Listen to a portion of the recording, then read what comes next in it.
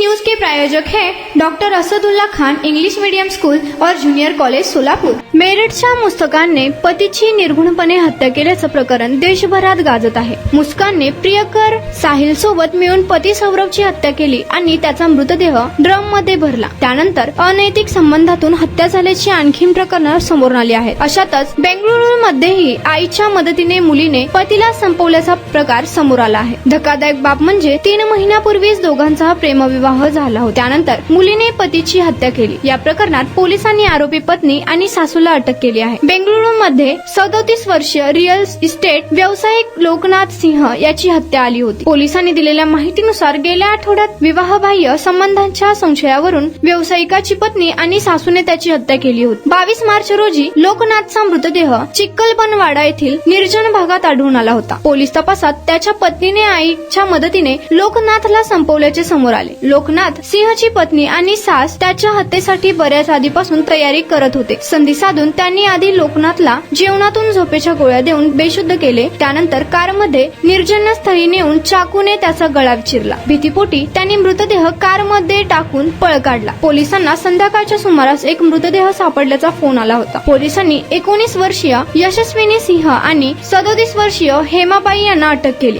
Unique education society doctor Asadullah Khan English medium school और junior college के 10वें वर्धापन के अवसर पर नर्सरी LKG UKG एडमिशन पर अब 3000 रुपए का डिस्काउंट। इतना ही नहीं बल्कि ग्रेड 1 और ग्रेड 2 के एडमिशन पर 5000 रुपए की छूट। या प्रकरणी 16 देवनहळ्ळी पोलीस ठाण्यात गुन्हा दाखल करण्यात आला। लोकनाथ 2 वर्षापासून यशस्विनी सोबत प्रेमसंबंध होते। त्यानंतर दोघांनी डिसेंबर मध्ये कुनिगल मध्ये लग्न केले। मात्र दोघांच्या वयातील फरकामुळे तिच्या घरच्यांचा या नात्याला विरोध होता। लोकनाथ आणि यशस्वीने लग्न केल्याचे दोघांच्याही कुटुंबियांना माहिती नव्हते। लग्नानंतर लगेच लोकनाथने यशस्विनीला तिच्या आई वडिलांच्या घरी सोडून दिलं होतं। यशस्विनीच्या कुटुंबियांना 2 आठवड्यापूर्वीच तिच्या लग्नाची माहिती मिळाली। त्यानंतर यशस्विनी आणि तिच्या घरच्या मंडळींना त्याचा विवाहबाह्य संबंधाची आणि ऐवत धंद्याची माहिती मिळाली। त्यामुळे लोकनाथ आणि यशस्विनी मध्ये भांडणे वाढू लागली। लग्नानंतर जेव्हाही ती लोकनाथच्या शारीरिक मागण्या मान्य करण्यास नकार द्यायची तेव्हा तो तिचा छळ करायचा। लोकनाथने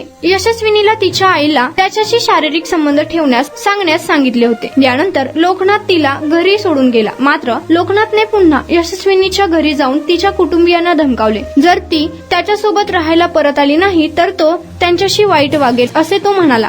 शनिवारी सकाळी लोकनाथने यशस्विनीला फोन करून तिला भेटायला येत असल्याचे सांगितले होते। सकाळी 10च्या सुमारास लोकनाथ त्यांच्या SUVने घरातून निघाला। त्याने बहिणीला सांगितले की तो बाहेर जात आहे। त्यानंतर यशस्विनी आणि त्याच्या आईने जेवण तयार केले। त्यात झोपेच्या गोळ्या मिसळल्या। लोकनाथला यशस्विनी सोबत पार्टी करायची होती, त्यामुळे त्याने बिअरच्या काही बाटल्याही आणल्या होत्या। यशस्विनीला सोबत घेतल्यानंतर लोकनाथ तिला BGM लेआउट मधील एका निर्जन ठिकाणी घेऊन गेला। त्याने कारमध्येच बिअर प्यायली। त्यानंतर यशस्विनीने त्याला झोपेच्या गोळ्या असलेलं जेवण खाऊ घातले। लोकनाथ बेशुद्ध होताच यशस्वीने तिच्या आईला लोकेशन पाठवले। हेमाबाईने चाकूने त्याच्या गळ्यावर 2 वार केले। त्यानंतर शुद्ध असलेल्या लोकनाथ घाबरून पळू लागला आणि आरडाओरडा करू लागला। त्यामुळे दोघेही घाबरले आणि त्यांनी पळ काढला। त्याचा गाडीतच मृतदेह सोडायचा होता, पण तसंच झालं नाही।